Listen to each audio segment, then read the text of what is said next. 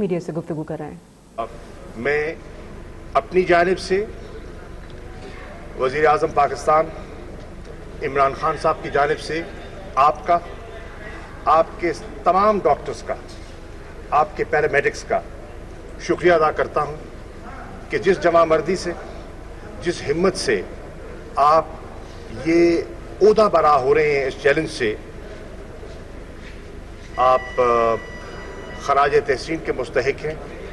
اور میں ان سے کہہ رہا تھا کہ نہ صرف پاکستان میں ڈاکٹرز، آپ ہی کے کولیگز اور آپ کے بہت سے دوست ہوں گے جو آپ کے ساتھ تعلیم حاصل کرتے رہے، جو آج امریکہ میں ہیں، برطانیہ میں ہیں، یورپ میں ہیں اور سروس وہاں انجام دے رہے ہیں. انہوں نے پاکستان کا سر فخر سے بلند کر دیا اپنی خدمات سے. اور آج بھی 2 شہادتیں رپورٹ ہوئی ہیں ڈاکٹرز کی، پاکستانی ڈاکٹرز کی، برٹش پاکستانی ڈاکٹرز کی. امریکہ میں، برطانیہ میں آج وہ جو ڈاکٹرز ہیں وہ پاکستان کے جھنڈے کو اس طرح سر بلند کر رہے ہیں جو کہ پاکستان کے سفیر کے فرائض میں شامل ہوتا ہے. وہ پاکستان کے ایمبیسڈر بنے ہوئے ہیں. وہ پاکستان کی خیر سگالی کے لیے جو وہ خدمات سر انجام دے رہے ہیں، میں انہیں خراج تحسین پیش کرتا ہوں. ہمیں آپ پر فخر ہے، آپ سب پر فخر ہے. مشکل حالات میں آپ نے کام کیا اور خدا کرے کہ ہم اس چیلنج سے نکل آئیں اور اللہ تعالیٰ پاکستان پر رحمت فرمائے، پوری دنیا پر رحمت فرمائے اور اس وبا سے ہمیں چھٹکارا ملے.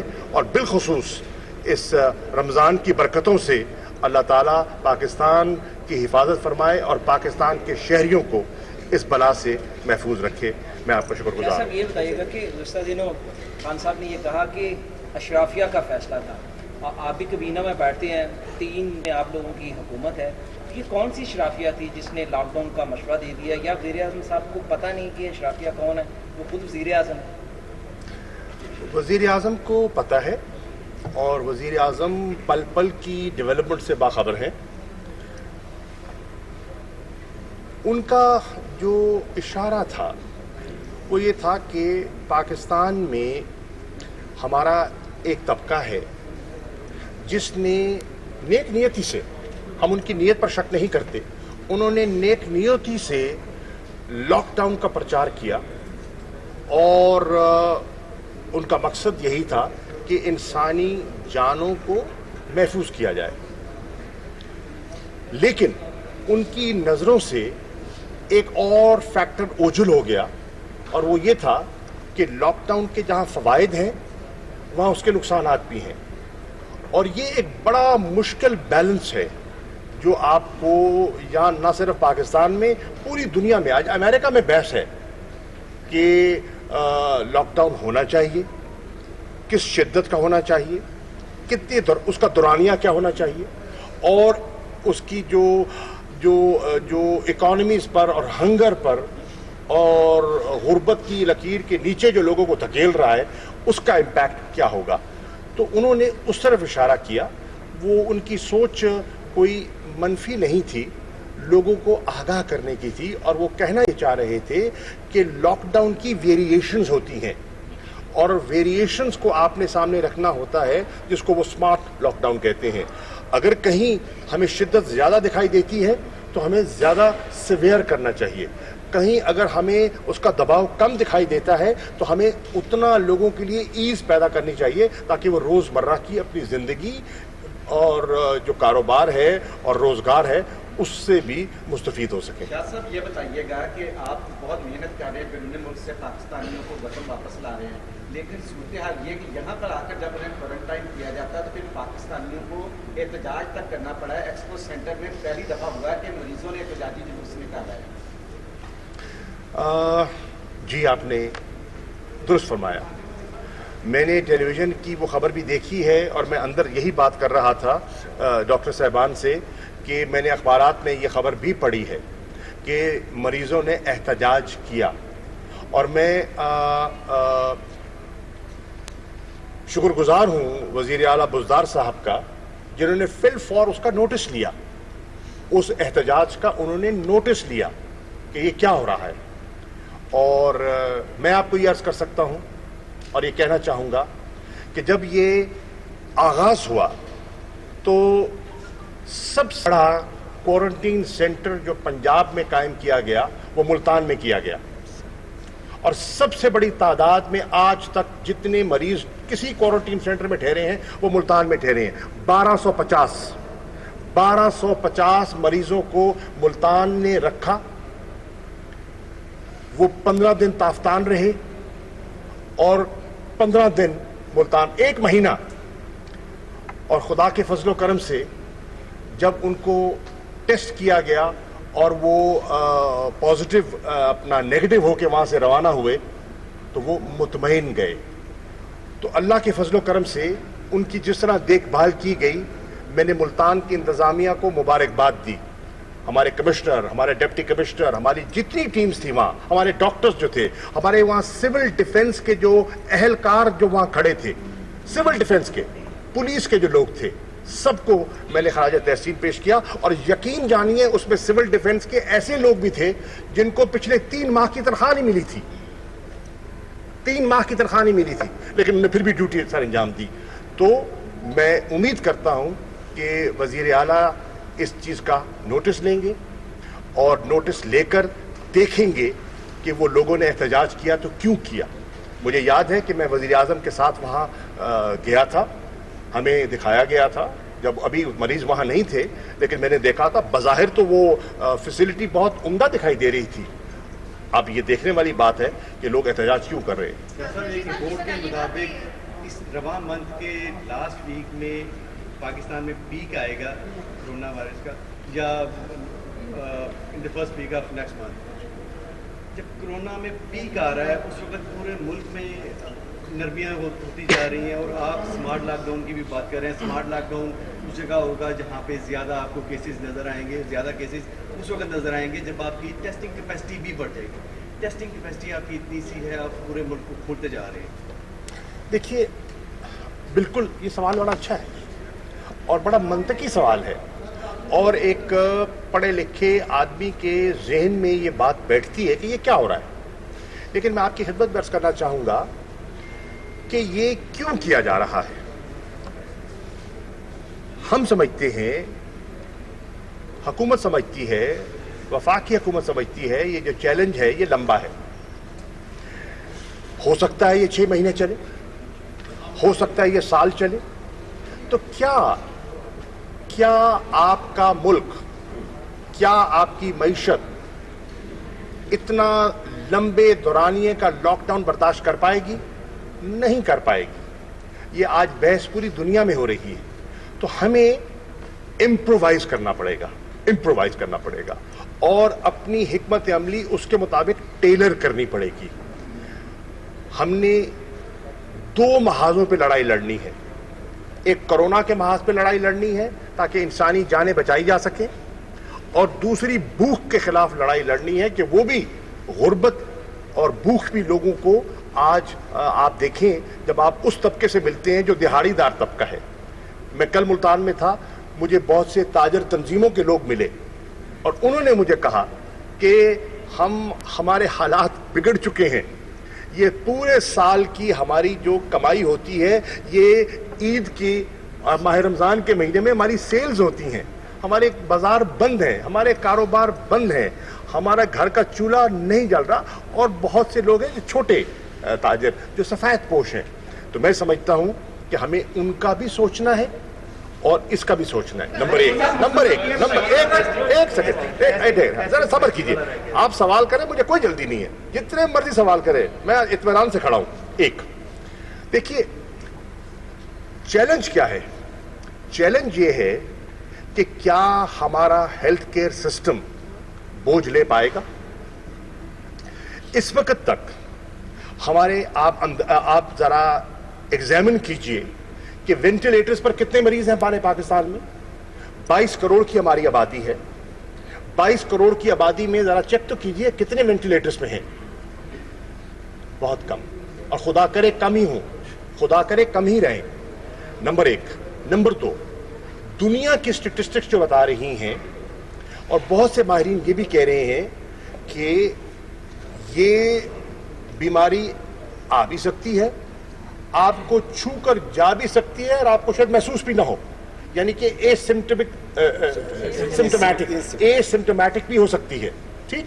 सो ये सारी चीजों को जब आप ज़हन में रखते हैं तो नेशनल प्लान जो है, नेशनल हिकमत अमली जो है, वो एक तकरीर पर या एक प्रेस कॉन्फ्रेंस पर नहीं होती, आपको पूरी होलिस्टिक पिक्चर सामने रखनी होती है और तब फैसले करते हैं।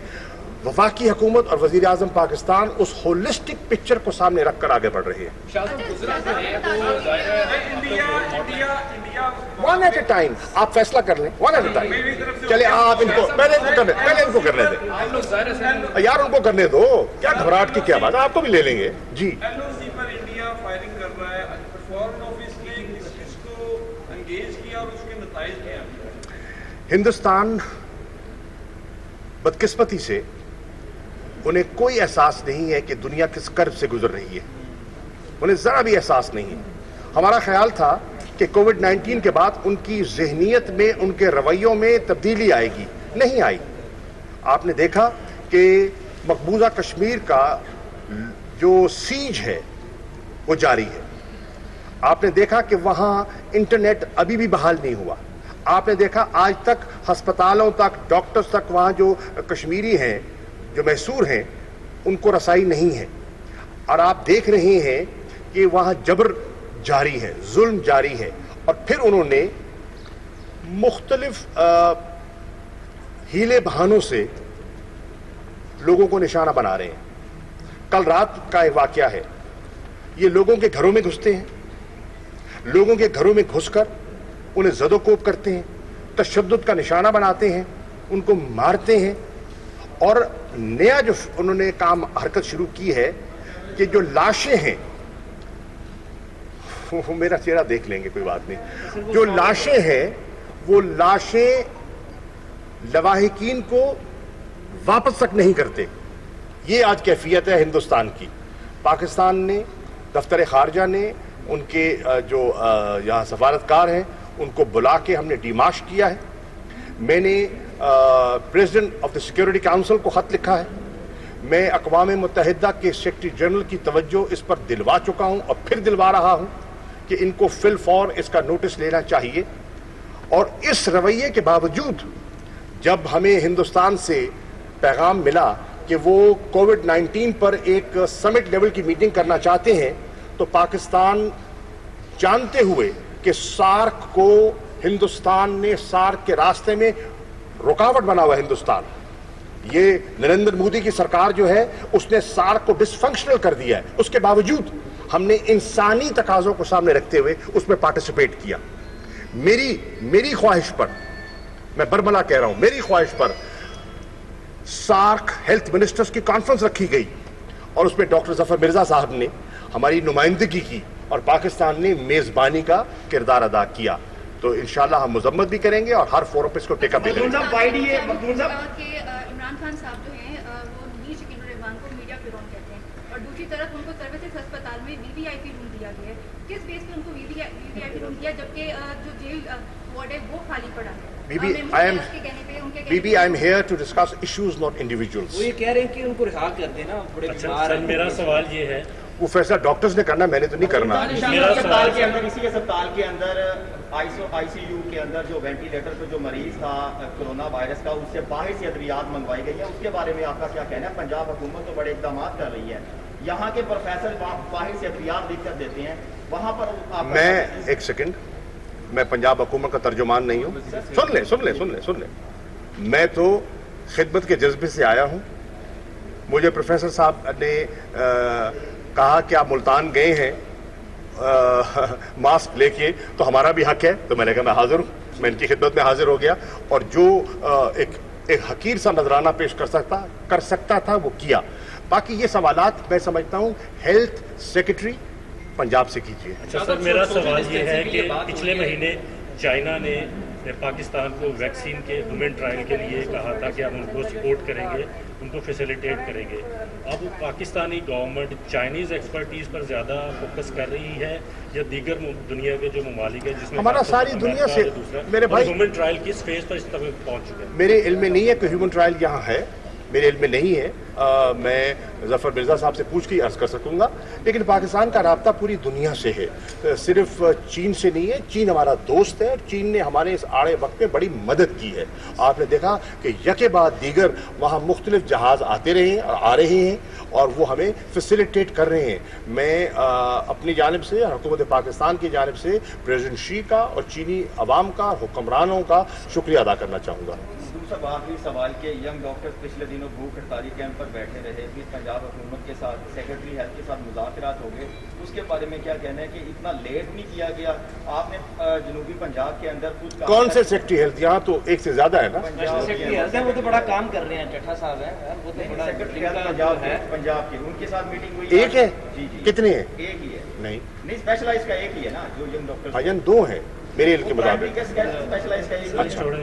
سر آپ پلیز تو آپ سوال بتائیں کیا کرنا ہے, سوال کیا کیا ہے, سوال بتائیں. اب ہمارا جو بیرونی دنیا کے ساتھ جو ہم لنک کرنے جا رہے ہیں, اب آئندہ آنے والے دنوں میں لاک ڈاؤن نرم ہو جائے گا, کیا اسٹریٹجی آپ دیکھ رہی ہیں؟ معیشت پہ کتنا نقصان پڑے گا, شارٹلی بتا دیں. معیشت پہ دیکھیے, معیشت پہ گہرے اثرات ہوں گے. اس کی وجہ یہ ہے کہ آپ کی ایکسپورٹس گریں گی, گر چکی ہیں. آپ کی منڈیاں کہاں ہیں؟ آپ کی بہت بڑی منڈی ہے یورپ اور آپ کی بہت بڑی منڈی ہے امریکہ. آج امریکہ کی کیفیت آپ کے سامنے ہے, آپ یورپ کی کیفیت آپ کے سامنے ہے. تو آپ کی ایکسپورٹس گریں گی اور اس کا آپ کی زر مبادلہ کے ذخائر پر اثر ہوگا. آپ کی بہت بڑی لیبر جو ہے فورس ہے گلف میں.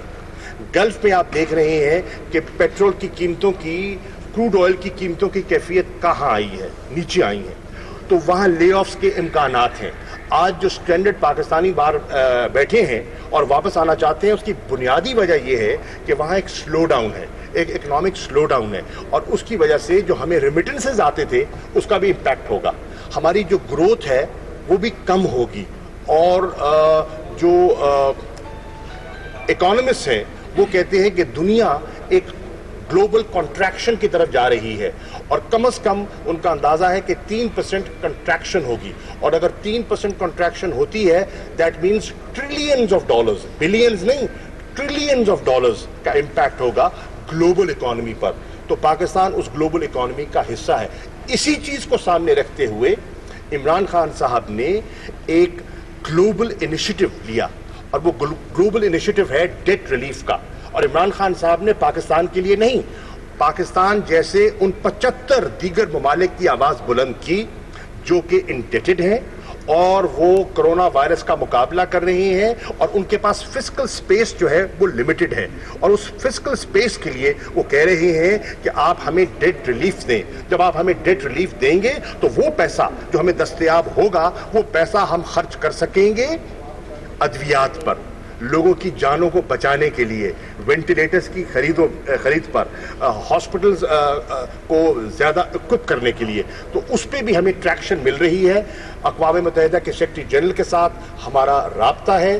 ہمارے جو مندوب ہیں منیر اکرم صاحب نیو یارک میں, ان کو میں نے ہدایت دی ہے, انہوں نے وہاں ایک فرینڈز کا گروپ بنا لیا ہے, اور وہ دیگر ممالک سے رابطے کر رہی ہیں جو پاکستان کی اس سوچ کے ساتھ ہم آہنگ ہیں, تاکہ ہم یک زباں ہو کر جو G20 ہے, جو انٹرنیشنل فائنینشیل انسٹیٹیوشنز ہیں, ان سے بات کریں کہ ڈیٹ ریلیف دیا جائے ڈیولپنگ ورلڈ کو. آٹا چینی اسکینڈل کی جو رپورٹ ہے وہ کب تک آ جائے گی؟ لیٹ جو ہوئی ہے کابینہ نے یہاں پہ آپ کو لگتا ہے ضروری تھی ہمارے لیے سارے آپ نے خود کی ہوئی ہے؟ سر نہیں کی ہوئی, آپ بتائیں. آپ نے انوائٹ کیا نہیں تو آپ نہ آتے, میں نے انوائٹ کیا, میں نے زبردستی بلایا. دیکھیے دس از نیگیٹو تھنکنگ. میں آیا ہوں ایک سروس پرووائڈ کرنے, آپ اپنا کام کر رہے ہیں, آپ اپنا کام کیجیے, میں اپنا کروں گا. آٹا چینی اسکینڈل کا میں جواب دیتا ہوں. آٹا چینی بڑے نام آئے آپ کے بھی, سن لیں. نہیں دیکھیے, تحریک انصاف بالکل بلیو کرتی ہے across the board accountability, across the board accountability. اور انشاءاللہ عمران خان صاحب ڈٹرمنڈ ہیں کہ حقائق سامنے آئے, اور جس طرح عام شہری آٹے اور چینی کے بوجھ تلے, قیمتوں کے بوجھ تلے پسا, ہمیں اس کی تکلیف ہے. کابینہ سے درخواست کی گئی کہ ہمیں کیونکہ فورنزک آڈٹ میں ٹائم لگ رہا ہے, ہمیں 3 ہفتے مزید دیے جائیں. ان کو 3 ہفتے دیے گئے اور میں توقع کرتا ہوں جیسے ہی 3 ہفتے مکمل ہوں گے یہ رپورٹ انشاءاللہ پبلک کر دی جائے گی.